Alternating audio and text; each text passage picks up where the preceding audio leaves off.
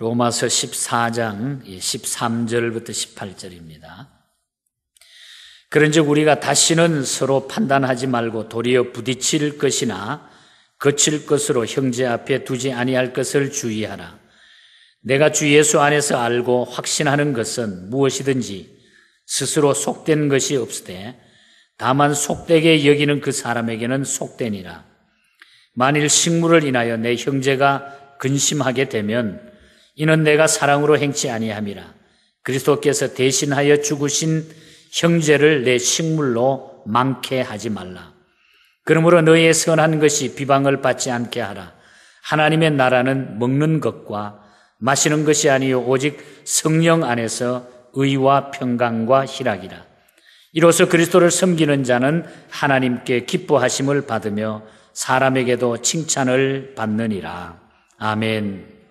오늘도 우리 하나님의 큰 은혜가 넘치는 우리 복된 시간 되기를 축복합니다. 우리 옆에 분들, 앞에 뒤에 분들 우리 축복하시기 바랍니다. 100배의 복을 얻으시기 바랍니다. 100배의 복을 얻으시기 바랍니다. 우리 반주하시는 우리 김정숙 권사님 한국 갔다가 오셨는데 오늘 아마 아침에 늦잠 자서 늦게 나오셨어요. 그래서 우리 부군 되시는 우리 남편 되시는 분이 집사님이니까 장로님입니까? 집사님, 아마 같이 방문하셨는데 한번 일어서 주세요. 이름은 잘 모르지만 늦게 자, 우리 같이 한번 박수해 주시고.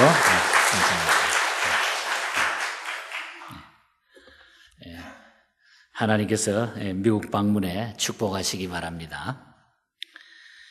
우리가 7월과 8월에 또 여름철에 좀 성숙된 그런 모습에 좀 우리의 믿음이 좀 업그레이드 됐으면 좋겠다. 이 목회자로 그런 욕심을 가지고 말씀을 준비하면서 또 친히 또 부족하지만은 내 나름대로 어떻게 하든지 좀 교회가 이 시대에 그대로 머물지 말고 좀 선교하고 또 특별한 하나님의 일을 잘 감당했으면 좋겠다 하는 이런 욕심으로 늘 고민하고 있는 중입니다.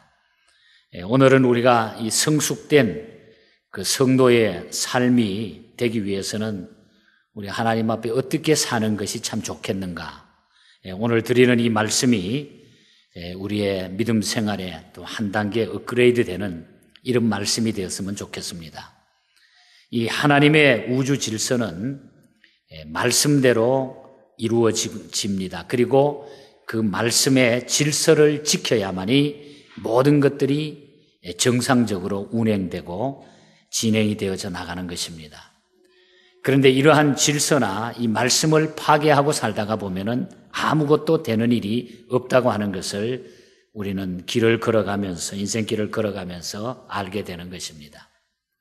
우리 기독교는 수도원의 종교가 아닙니다. 불교처럼 속세를 떠나서 산속에 절을 짓고 돌을 닦는 그런 종교도 아닙니다. 세상에 머물러서 거기서 살면서 세상을 구원하고 변화시키는 것이 우리 기독교의 사명이고 우리들의 삶입니다. 예수님께서는 죄도 없고 부정도 없고 부패가 없는 천국으로 우리를 올라오라고 하시지 않으시고 예수님께서 친히 먼저 죄 많은 세상에 인간으로 오셨습니다. 다시 말하면은 세상에 주님이 오셨다 하는 그런 얘기입니다. 기독교의 삶 역시 세상을 등지고 속세를 멀리하고 사는 것이 아닙니다. 결혼도 하고 자식도 낳고 돈도 벌고 일하고 살면서 거기서 빛을 발하고 자기 사명을 다하는 것이 우리 기독 신자의 삶인 것입니다. 현실을 무시하거나 현실 세계를 우리가 너무 비판하고 부정적으로 살 필요도 없는 것입니다. 이것이 우리 기독도의 삶이기 때문인 것입니다. 오늘 그런 의미에서 오늘 이 본문은 그리스도인들이 어떤 자세로 사회생활을 할 것인가, 어떻게 예수 믿는 사람으로 이 마지막 때를 살아갈 것인가, 이길 수 있는가, 거기에 대해서 말씀하고 있습니다. 잘 아시는 대로 로마서는 두 부분으로 나누어져 있습니다. 1장부터 11장까지는 교리를 다룬 이 교리 서신으로 구별이 되어 있고, 그리고 12장부터 마지막 16장까지는 생활면입니다. 실천적인 면을 다루고 있습니다. 어떻게 살 것인가? 이웃과의 관계, 사람과의 관계, 또 내가 사회와의 관계, 이 시대를 어떻게 살 것인가 등등에 대한 국가, 개인, 사회생활, 가정 등에 대한 이야기들을 자세하게 구체적으로 말씀해 주고 있습니다. 자, 그러면 우리는 어떤 자세로 이 사회생활을 하는 것이 성도로서 올바른 삶일까? 첫 번째로는 판단하지 말라고 하는 그런 이야기를 듣게 됩니다. 13절 말씀해 보면 우리가 다시는 서로 판단하지 말고 이렇게 말합니다. 다른 사람의 작품이나 연주를 판단하는 것을 우리가 비평이라 그런 말을 씁니다. 문학 비평이라든지 혹은 말 비평, 음악 비평이 바로 그런 것들을 말합니다.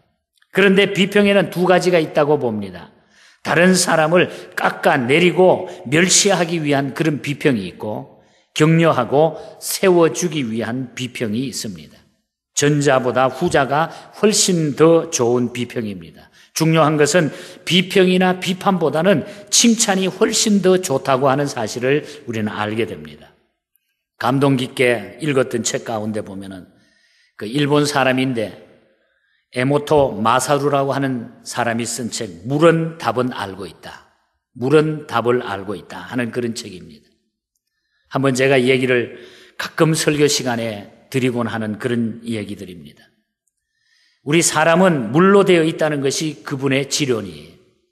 수정란 때는 우리의 사람이 99%가 물이고, 그리고 막 태어날 때는 90%가 물이랍니다. 그리고 성장하게 되면 우리는 70%가 물이고 죽을 때는 50%가 물입니다. 어떻게 보면 우리 사람은 물입니다. 물로 만들어져 있다. 이렇게 봐도 과언이 아닙니다. 인간의 몸은 평균 70%가 물이기 때문에 물이 깨끗해지고 물이 건강해지면 몸도 건강해진다 하는 것이 그분의 지론입니다. 그런 다양한 실험을 했어요. 물을 가지고 여러 가지 실험을 했습니다. 물을 이런 유리컵에다가 담은 후에다가 유리컵에 물을 담아놓고 종 위에다가 글을 씁니다. 그 종이에다가 사랑한다, 감사하다, 고맙다 이런 글을 써가지고 이 물에게 딱 보여주면은 얼마의 시간이 흐른 후에 이 물의 모양이 아주 찬란하게 빛나는 육각형 다이아몬드와 같이 나타나는 거예요. 사진을 직접 찍어놨는데 아주 신기할 만한. 그런데 반대로 이 물을 향해 가지고 이 망할 놈, 짜증나네, 죽일 놈아 뭐 이런 욕, 악마 같다 말이야. 이렇게 나쁜 글을 보여주고 나중에 사진을 찍었더니 물의 모양이 그냥 산산조각이 나 있고 화산이 터지고 지진으로 땅이 갈라진 것처럼 물이 다 부서져 있는 거예요. 물 모양이. 그리고 물에 말을 걸어보았다 그럽니다. 계속적으로 야 정말 나 너 사랑한다. 나 정말 너 예뻐한다. 나 너에게 정말 감사한다. 계속 이 물에게 말을 걸었는데 그 물 모양 역시 찬란한 다이아몬드의 육각형형으로 반짝반짝반짝 빛나게 나타났어요. 사진에. 그 대신 반대로 역시 이 망할 놈아, 미친 놈아, 미워할 놈아 막 이렇게 했더니 물의 모양은 막 다 깨져가지고 엉망진창으로 이 물의 모양이 보였습니다. 놀라운 것은 무시하고 방치했을 때입니다. 그 모양이 더 심하게 찌그러지고 이그러져 있었다는 얘기입니다. 물에게 음악을 들려주었다고 합니다. 베토벤의 교향곡 가운데 전원이라고 하는 곡을 들려줬더니 물의 모양이 막 다이아몬드같이 아주 색깔을 내면서 너무너무 춤추듯이 좋아하더라는 얘기. 베토벤의 운명을 들려주었더니 침울하고 어두운 모습으로 물이 나타나더라는 얘기. 바하의 지선상 아리아를 들려줬는데 수십 개의 다이아몬드가 마치 그냥 춤을 추듯이 반짝반짝반짝반짝 빛나더라는 얘기. 그리고 쇼팽의 이별이라고 하는 곡을 들려줬더니 이 역시 슬퍼가지고 물이 산산조각으로 부서져 있었다는 얘기. 거기다가 헤비메탈 음악 또 락 뮤직 같은 걸 들려줬는데 이 물 모양이 마치 미치광이가 막 춤을 추듯이 산산조각 부서졌고 빛은 다 어두워지더라는 얘기. 유리그릇에 밥을 담고 실험을 해봤답니다. 밥그릇을 향해 가지고 야 고맙습니다, 사랑합니다 라는 글을 보여주고 말을 걸었습니다. 이틀 내지 3일이 지나자 그 밥은 누룩처럼 변해가지고 요구르트 냄새가 나더래. 밥이 상하긴 상했지만은 그 밥에서 요구르트 냄새가 나더라. 그런데 반대로 이 막 밥을 향해가지고 망할 놈, 나쁜 놈, 이런 글을 써가지고 보여주고 말을 건넨 다음에 2, 3일 후에 봤더니 그 밥 냄새는 완전히 썩어가지고 막 냄새가 어떻게 독하게 나는지 냄새 맡을 수 없을 정도로 쉬어 있었다는 얘기입니다. 그런데 또 놀라운 것은 무관심하게 버려둔 것입니다. 무관심하게 버려두었더니 새까맣게 색깔이 변하고 썩어가지고 악취가 풍겼다고 하는 그런 실험 결과입니다. 에모토 마사루의 이론은 인간은 물로 구성이 되어 있기 때문에 물의 결정 변화처럼 사람도 똑같은 조건에 반사하게 된다는 얘기예요. 물이 어떠한 반응을 보이는 것처럼 우리 인간도 물로 구성이 되어 있기 때문에 똑같은 반사에 의해 가지고 막 움직여진다는 얘기입니다. 사람은 물이나 음식물이나 그것 어떤 것보다도 사람은 더 민감하게 반응을 합니다. 생명을 가진 존재이기 때문에 그 존재를 향해서 비난하고 비아냥거리고 부정적인 언행을 일삼는 것은 하나님의 피조물을 향한 살인행위가 된다고 하는 것. 그래서 비판하지 말라. 남을 비판하지 말라. 그래서 우리 예수님께서 산상수훈 가운데 마태복음 7장 1절에 보면은 비판을 받지 아니하거든 비판하지 말라. 너희의 비판하는 그 비판으로 너희가 비판을 받을 것이니라. 비판하지 말라. 이어서 7장 3절에 가서 보면은 어찌하여 형제의 눈 속에 있는 티는 보고 내 눈 속에 있는 들보는 깨닫지 못하느냐. 그 뜻은 너에게 더 큰 허물이 있고 약점이 있고 잘못이 있는데 왜 남의 허물을 자꾸 판단하느냐. 여러분, 우리 기독교인들이 살아가는 생활 방법은 남을 비판하지 않는 거예요. 남을 높여주는 거예요. 이것이 예수 믿는 사람의 삶이 되어야 된다. 이것이 바로 성숙한 신앙인의 모습이고 오늘 우리가 이 사회성을, 이런 사회성을 가지고 우리는 세상을 살아야 된다는 얘기예요. 서로 판단하지 말라는 오늘 이 본문의 말씀을 주목하십시오. 서로 격려하고 칭찬하고 사랑과 감사를 얘기하고 있는 것입니다. 그래야 물의 결정이 춤추고 아름답게 비치는 것처럼 사람도 변하게 된다는 그런 얘기입니다. 좋은 말을 하게 되면은 우리가 높여주게 되면은 사람이 변하게 돼 있어요. 아무리 못하는 사람도 격려해 주면은 변하게 돼 있습니다. 부부간에 여러분 친구끼리 특별히 교우 간에 혹은 자녀들과 부모 사이에 축복하고 격려할 수 있기를 축복합니다, 여러분. 격려하게 되면은 우리가 좋은 일이 생기게 돼 있어요. 그래서 남을 비판하지 말라. 칭찬해야 된다는 얘기. 한번 우리 따라 합시다. 옆에 분들 보고 가까운 분들 보고 얼굴 보고 한번 해봅니다. 사랑합니다. 사랑합니다. 네. 그 다음에 또 따라합니다. 참 잘하십니다. 참 잘하십니다. 한 가지만 더 합니다. 참 좋습니다. 네. 금방 다 좋아졌어요. 보니까 여러분들 얼굴이 금방 달라졌어요. 왜? 좋은 말 들으면 좋거든요. 그리고 내가 좋은 말을 하면 내 기분이 좋아져요. 이것이 우리가 이 세상 예수 믿는 사람들이 사는 방법이에요. 이민 와서 뭐 힘든 일 많이 있잖아요. 여러 가지. 가정에, 자녀들의 아픔이 있어요. 그러나 그 가운데서도 우리가 하나님 앞에 이런 믿음을 가지고 자꾸 고백하다 보면은 모든 문제가 언제 해결된 것처럼 싹 눈 녹듯이 녹아질 줄 믿습니다, 여러분. 두 번째로는 먹고 마시는 것을 조심하라. 오늘 성경에 그렇게 말해요. 비판하지 않는 일, 그 다음에 먹고 마시는 일. 15절에 보면은 식물을 인하여 내 형제가 근심하게 되면 이는 내가 사랑으로 행치 아니함이라.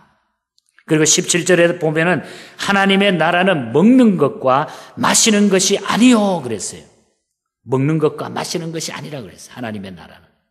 로마서라고 하는 이 성경은 로마에 살고 있는 기독교인들과 또 로마 정치, 경제, 문화, 영향권에 살고 있는 기독교인들에게 써서 보낸 편지의 내용이 바로 이 로마서입니다. 그 당시에 이 로마라고 하는 나라는 우상 숭배와 그 다음에 황제 숭배는 물론 온갖 신화가 난무하는 그 땅이었어요. 그래서 그 가운데 기독교인들이 그것을 무시하고 그것을 이겨나가면서 신앙을 바로 지킨다고 하는 것은 쉽지 않는 일이었습니다. 참 힘든 일이 많았어요. 어떤 데는 자기가 예수 믿는 것 때문에 강력하게 믿음 지키다가 직장에도 쫓겨나고 사회생활도 못할 정도로 어려움이 기독교인들에게 찾아왔어요. 그런 가운데 보내준 편지의 내용이 바로 이 말씀입니다. 우상에게 바쳐진 재물이 공공연히 유통되는가 하면 고급 포도주가 생산이 되고 사치 문화가 거기에 달해 있었던 것이 바로 로마였어요.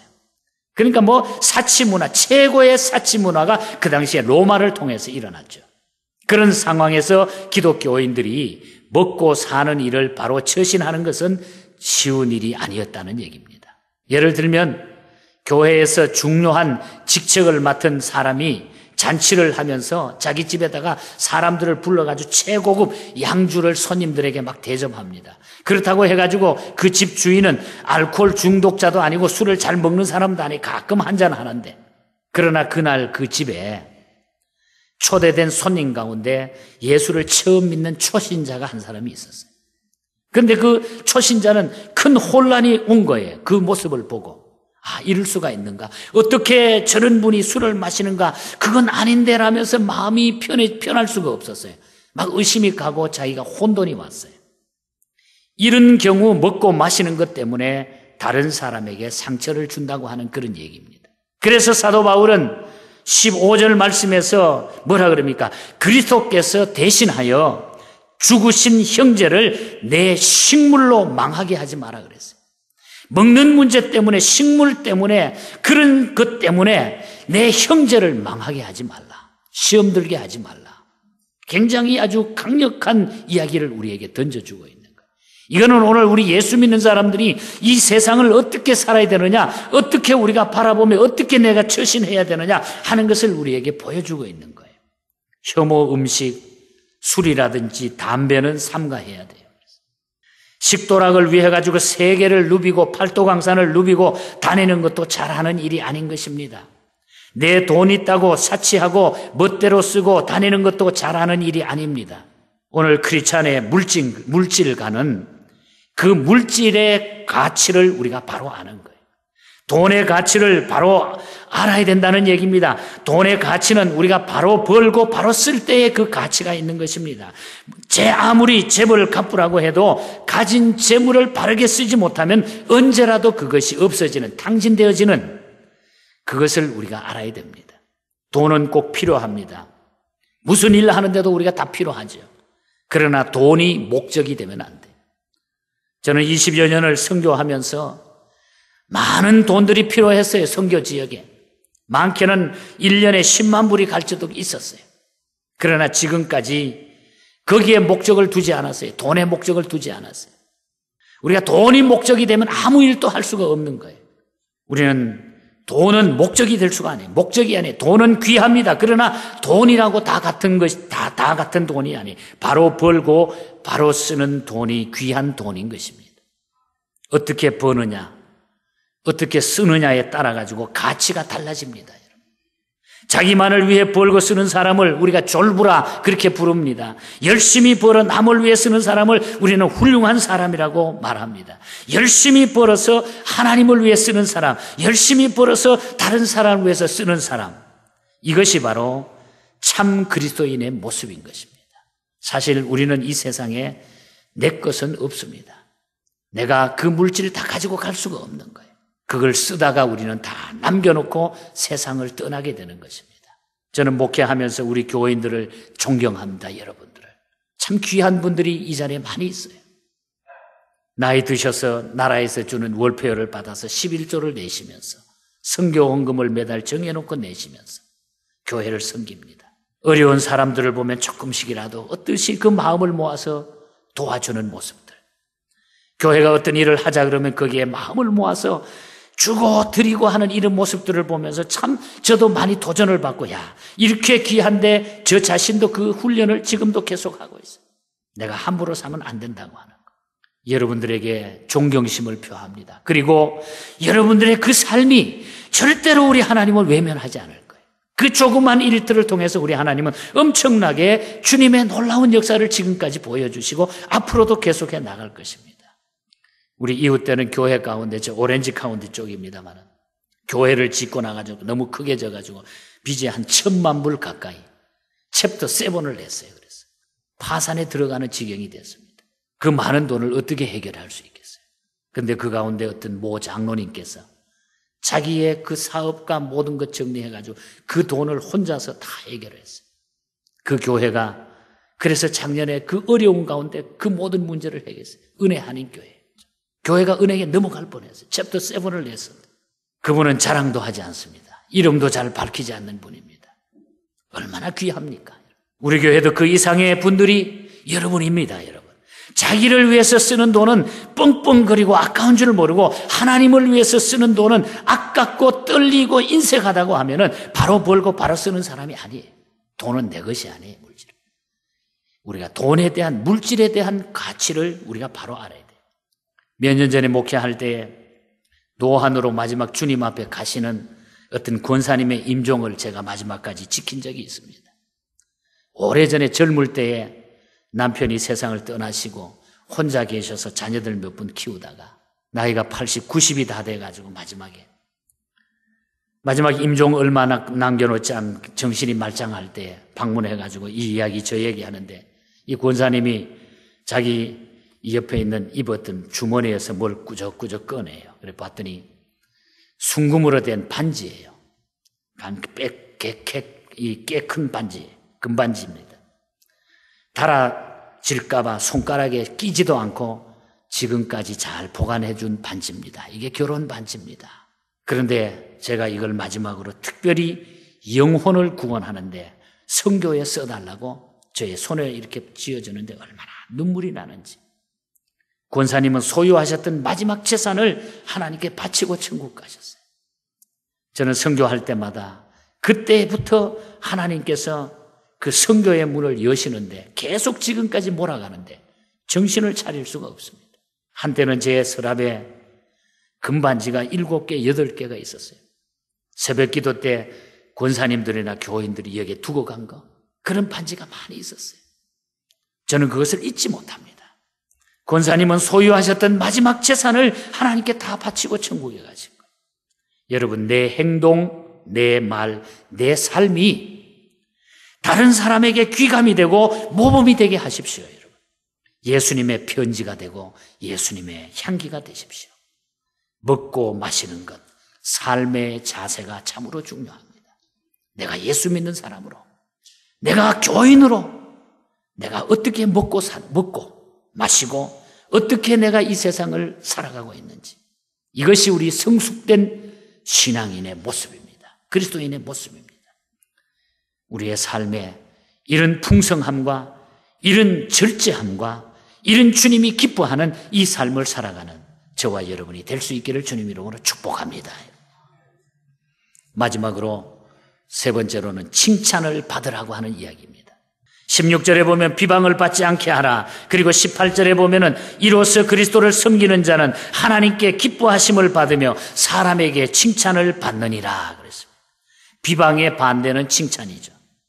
사도행전 6장에 보면은 초대교를 섬기는 집사님들의 자격이 명시되어 있습니다. 거기 보면 성령이 충만하고 믿음이 충만하고 지혜가 충만하고 그리고 칭찬받는 사람이어야 된다. 칭찬받는 사람.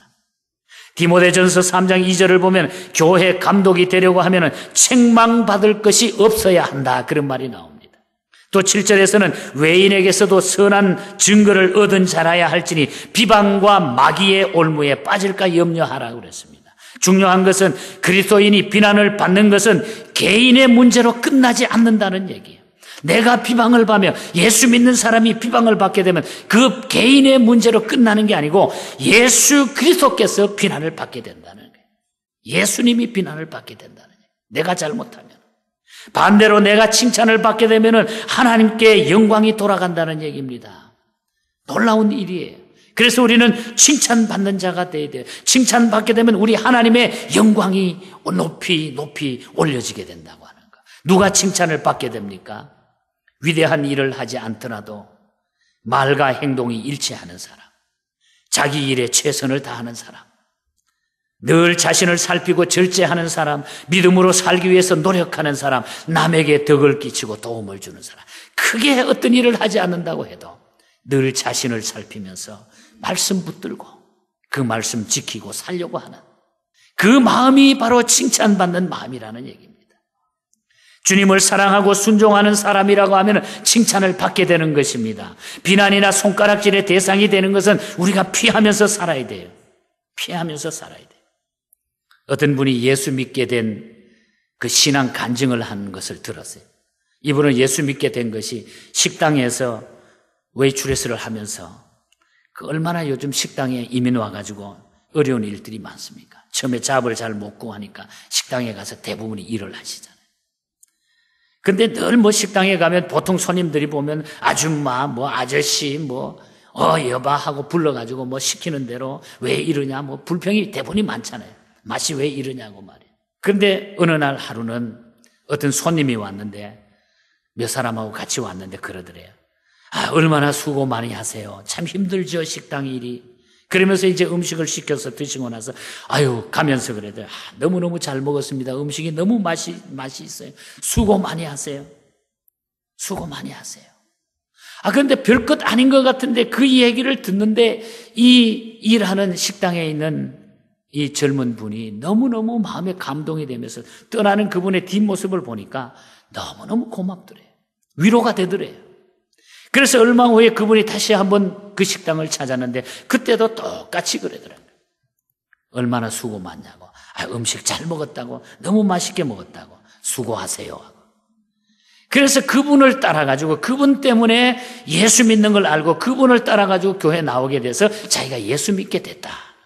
그런 이야기를 합니다. 어떤 분은 옷가게에서 일하는 분인데 그 옷가게라는 것이 얼마나 와서 뭐 이것저것 입어보고 막 여기다 팽개쳐놓고 저게 팽개놓고 하는데 어떤 분은 와가지고 그렇게 친절하게 예의를 갖추면서 이제 저분 분명히 예수 믿는 사람이구나. 그래서 그냥 그분하고 친해져가지고 그분의 그 삶이 너무 아름다워가지고 자기도 따라다니면서 예수 믿게 됐다. 제가 작년 말인가요? 우리 딸 셋하고 우리 집사람하고 5 식구가 한번 연말에 외식을 하기 위해서 저 오렌지 카운티, 저희 동네 오렌지 카운티 쪽인데 불렀던 지역인데 어떤 식당에 가서 저녁 식사를 하는데 우리 바로 옆에 한 6분 정도가 와서 이제 같이 식사를 하는데 보니까 뭐 장로님, 뭐 권사님, 집사님 그러고 막 자기네끼리 인사하고 막 이야기가 들리더라고요. 그래서 저분들도 교회 나가는 분이구나. 그런데 좀 있다가 보니까 산 소주? 소주를 시키고 뭘 시키더니, 장로님 한잔 하세요. 권사님 막 이러는 거야. 막 그냥 가슴이 막 퍽퍽 이상해지는 것 같더라고요. 제가 혼자 봤으면 거짓말이죠. 우리 애들 보니까 막 제 얼굴이 막 뜨거워지는 거예요. 한잔 하자고 말이에요. 그래서 되겠습니까, 여러분? 우리 그리스도인의 삶이 그래서 되겠습니까? 칭찬받을 수 있겠습니까, 여러분? 이런 사람들이 칭찬을 받을 수 있겠습니까? 그리스도인의 삶을 통하여 칭찬받는 그리스도인이 돼야 돼요. 우리가 이 시대에 칭찬받아요. 우리가 뭐 업적을 세워서 칭찬이 아니에요. 하나님 앞에 그저 겸손하게 신실하게 우리가 살아가는 거예요. 그것이 칭찬의 대상이 된다는 얘기예요. 성숙한 신앙인의 모습이 바로 거기에 나타나는 거예요. 남한테 자랑할 것이 없지만 그러나 우리가 힘들고 어려운 중에도 내가 그걸 극복하고 나가는 것이 바로 주님의 칭찬을 받는 그런 모습인 것입니다. 판단하지 마십시오. 먹고 마시는 생활에 본을 보이십시오. 그리고 칭찬받는 자가 되십시오. 아무리 어려워도 그것을 우리가 극복할 수 있어야 돼요. 우리가 마지막에 부를 찬송가 359장을 보면 예수가 함께 계시니, 이 찬송은 와이글 목사님이 작시 작곡한 찬송가인데 1972년에 작곡한 곡입니다. 이 목사님이지만은 자기 부인이 너무너무 힘든 일이 생겨가지고 마지막에 이혼을 당하게 돼요. 이 목사님이. 그래가지고 자기 부인이 애들을 데리고 그냥 이혼하자 그러면 목사님을 그냥 팽개치고 그냥 집을 나가버리는 거예요. 절망 상태에 들려가지고 그냥 자살하려고 생각했어요. 목사가. 오죽하면 자살해버리고 말다. 그리고 하나님 앞에 그냥 기도하는데 하나님께서 영감을 주시고 이 찬송가를 만드는 배경을 만들어 주시는 거예요. 1절 가사에 보면은 예수가 함께 계시니 시험이 오나 겁없네. 기쁨의 근원 되시는 예수를 위해 삽시다.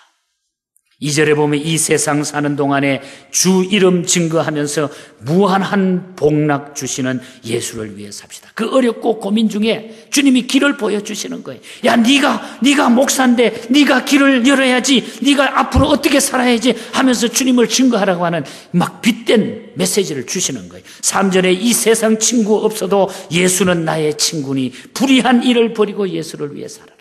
아무리 힘들고 어려워도, 세상의 모든 친구가 떠나도 예수님이, 주님이 너의 친구가 되어주신다고 하는 거예요.